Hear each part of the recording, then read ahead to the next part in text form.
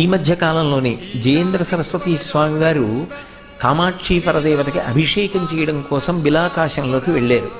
వెళ్ళి వారికి ఎందుకో ఆలోచన వచ్చింది, అసలు అమ్మవారు పద్మాసనం వేసుకుని కూర్చుని ఉంటే ఆసనం మీద ఎక్కడ వరకు తగులుతూ కూర్చుందో చూద్దాం, ఒక్కసారి ఆ ఆసనాన్నంతటినీ కూడా పరిశీలించి చూడమన్నారు.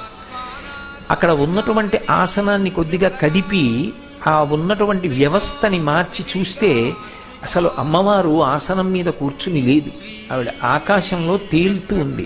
పీఠం మీద కాకుండా గాలిలోనే ఉంటుందావిడ అన్న విషయం సువ్యవస్థితమై ఆశ్చర్యపోగానే కాంచీపురం అంతా దట్టమైన మేఘాలు పట్టి కుంభవృష్టి కింద వర్షం పడింది.